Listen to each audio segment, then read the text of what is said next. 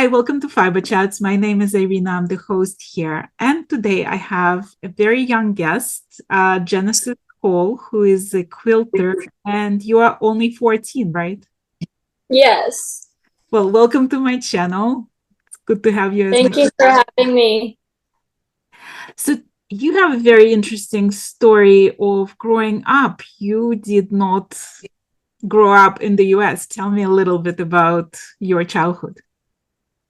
Yes. So all my life I've been a military kid and I was active duty military. My parents were until I was 10 years old. And I have been able to have the opportunity to visit and live in different countries. I have lived in Germany, Italy, Utah, and North Carolina, and my mom has counted, and I've actually visited 21 different countries. Wow. Do you love traveling? Yes, it's really fun. Well, let's talk about how you got into quilting. Tell me that story. How did you discover quilting? So, I had a friend that took sewing classes, and I wanted to learn how to sew. So, I started taking classes, and then I discovered quilting, and I thought it was just an amazing thing to learn. Well, why? What attracts you to quilting? I started sewing and then quilting. I just love the different designs and techniques you could do, and I just love the idea of having a quilt. Well, when I'm thinking of quilting, I'm imagining like the old Amish quilts kind of thing. But then the more I interview different quilters, the more I learn about, the free-spirited world of quilting, basically, that it can be a portrait, it can be absolutely anything. What's your favorite types of quilts? I love all different quilts. Something I've been really loving is foundation paper piecing and how they form pictures. That is one of my favorite techniques that I've been liking to do because of how precise and how I thought at Quiltcon it would be really cool to take a class on learning to make foundation paper piecing quilt patterns. I didn't do that, but that is something I would also like to learn. Well, let's talk about how you're learning. How do you find information? Because, like you mentioned, this one friend who took a class. How did you learn all of the things that you're doing now? So it's a lot of different things. I started with just sewing and quilting classes, and then I've been expanding and going to different quilt shops and learning different techniques or doing it on my own through the pattern or if I need help, YouTube videos. It's kind of like I have something I need to make, and how can I change and make it different, but also learn something? Is it difficult to be a teenager in the world of quilting community? It can be difficult and but it's very exciting. Everything people have supported me with. I've been able to learn so many different things and be a part of so many different things, but I am definitely the minority. And also, there are a challenge is you being too young to do things because they don't think teenagers or children can do the things, or they make it easier so they can't learn the harder, more in-depth processes. So I applied to go to a retreat and I could not go because I was under the age of 18, and I thought it was really cool to learn it, but I asked people if they could help me and they couldn't do anything because the company wouldn't let me go because I'm 14 and I wasn't close to 18. So Well, when people think about somebody who is 14, they don't necessarily look at them and think this is an expert quilter. How do you see yourself? Do you feel like in all these years that you're quilting, where are you in that path, right? Do you see yourself as an expert? I don't think I am considered an expert. I know how to do a lot of different things, but I obviously don't know how to do everything. Um, I would say I'm definitely advanced and know how to do a lot of things. I know different colors and know the different weights of threads and things, but I don't know if I would consider myself an expert. Oh, you have a very curious mind. You do a lot of things, like you play piano, and this is difficult with traveling parents, right? Like when you move from place to place and you have younger siblings. So it's obviously like that you are the one who initiating your own learning. Do you feel like there is so much things to learn about quilting, or do you think you're gonna reach a limit of how much you can learn? I think there is so much to learn in quilting. You can apply it to different things. You can apply it you can piece a quilt and quilt it and turn it into garments, which I love about quilting. Like it's not just strictly it's a quilt that you cover up and sleep with. Um, I love the idea of you can turn your quilts into bags and clothes and different things. So I don't think there is ever everybody can learn everything about quilting because you can go off, you can embroider on it, learn how to embroider, you can um, turn weaving projects into quilts, take the quilts and turn it into garments, and there's just so many things you can do. Is it difficult for you to stop playing this certain item? Like, let's say you decided to turn quilt into a garment. Is it difficult to stop, not to do embroidery, not to add buttons, not to do like extra things and say, like, okay, this is done? Yeah, it's definitely difficult because you can also make something and say, oh, this project is already completed, but I want to do even more to it, even though it's already done. It's definitely difficult.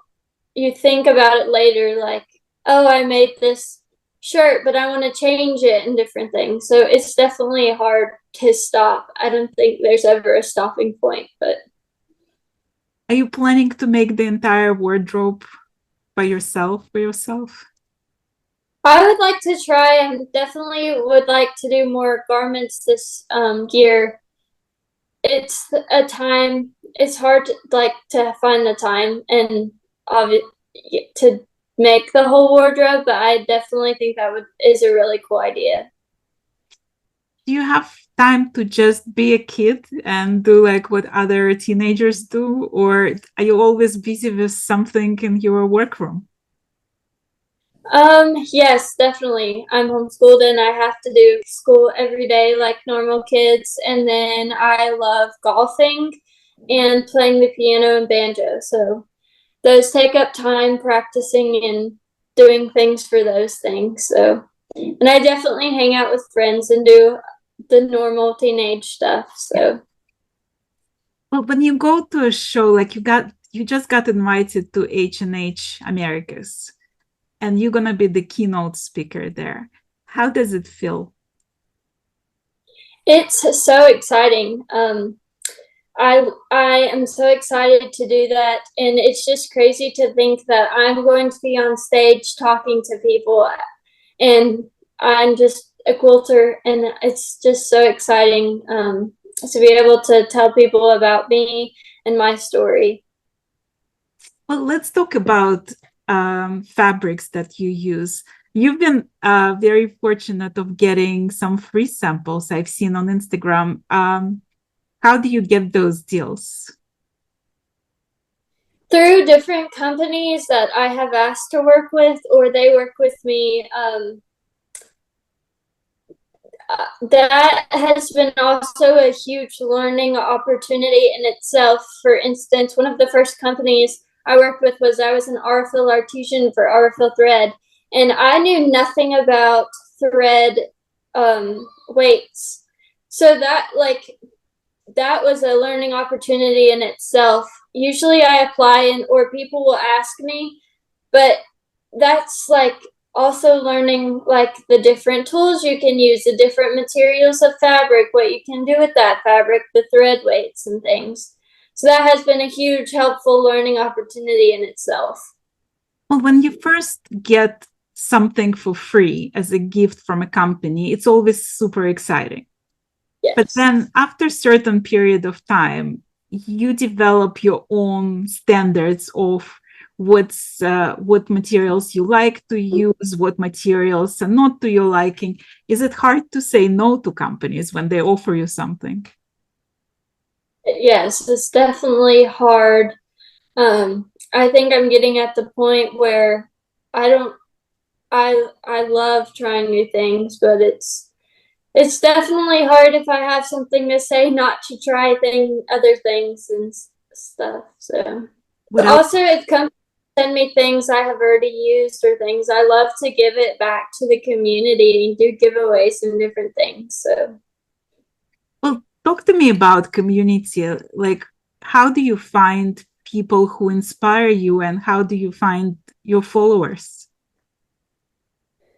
I everybody is everybody in the quilting community has always been so kind and reaching out, and the community and the industry are wonderful. Everybody can be inspiring in different ways. You can like someone for their patterns they design or the fabric that they use, the different techniques they incorporate. I usually just find someone I love and follow them, and everybody can be inspiring in some way. You went recently to a convention, quilting convention, right? Yes. Tell me It about was how Quilt. was that? It was Quiltcon, and that was my second time going. And the first time, I didn't. I was trying to meet more people, and this time I was actually at booths and things, which was really exciting. That people actually knew who I was, and I did demos, meet and greets. I had 2 quilts in the show. It was a very exciting opportunity to just meet people and see beautiful quilts and different vendors. I love QuiltCon. When you work on the quilt, is it like one quilt at the time, or do you work on multiple projects? Multiple projects. Usually, if it's for a company, it will be a one time because I have to get it done. But I have a lot of, I have a couple unfinished projects that I need to work on. But usually, right now, I'm predominantly working on a quilt for H&H. So that's taking up time right now. That's like the only project I'm working on so far. So it usually just depends. How did you choose that project? So it's a pixel quilt of my face. So they asked me if I wanted to be an exhibitor for the next gen. And I thought my name is Genesis. So the first part of my name is actually Jen. So I just thought, oh, I can make a picture of my face showing a young person that's quilting, and I'm going to put my name in the definition of my name. Genesis means like the beginning of creation and creating, which I think that was basically it because I thought I was the perfect person for that. So Have you ever done anything like that before? no, I haven't. I've done some piecing, and I've never made a pixel quilt before, which is so exciting. That's something I'm learning, and I've never cut out my own shapes for applique, so that is something I'm learning as well. Is it easy to find information on that? So there's one person, her name is Dee, and she is making a pixel quilt software right now, which is really cool. She's going to be coming out with it, and she asked me if I wanted to test it, and I said yes. And you can find some information, but she's definitely a good resource if you want to find her. It's at Pixel Quilts. But she's coming out with the software, which is really cool for that. So you're going to be like one of the first testers of the software. Yes, and definitely yes. She has a couple doing it, but I'm one of them. So Does it feel strange to see yourself on a quilt? it's definitely different because usually it's it's a picture. So usually I make like shapes or different things. It's really cool by each row. Like the first row, you could see my hair starting, and then you could see my eyes and my lips, and it's definitely cool being able to progress in the pixel quilt and seeing a face and uh, starting to emerge from it. So it's really cool. What are you looking forward the most at H&H? I am. I've never been to a trade. What do they call it? Trade show. Trade show like that with a different company. So I'm really excited to see how that works. Um, yeah, and I'm excited for the Creator Summit. And I've never been to Chicago, so it's a lot of different things. I'm excited to see people that I have met before in person and companies I've worked with too. Is there something that you dream about? Like if some company called you today and offer you their product, is there like a dream product for you to have?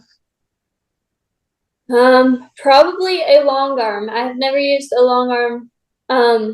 It would make my quilting so much faster, and I've definitely wanted to get more into free motion quilting, and I think a long arm would definitely help that. I've taken some classes in a long arm. That's definitely the dream product right now. Well, so if any of the long arm machines companies are listening, here is a perfect opportunity to help Genesis. Yes, definitely. Well, I'm very excited to see you soon at H&H, and we are going to be together at the main stage. I'm going to be interviewing you there. So it was really nice to get to know you a little bit before the show. Yes, definitely. I'm so excited to meet you at H&H.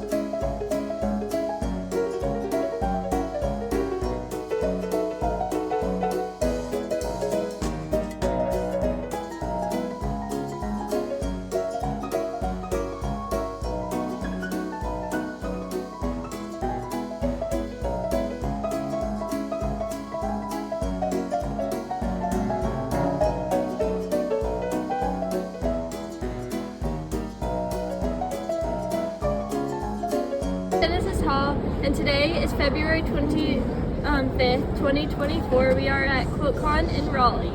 This is one of my quilts. It's tiny but mighty, and I used it hand sewing for heartwood. I was inspired by Quiltcon last year, and I used foundation paper piecing for the inside of all the curves.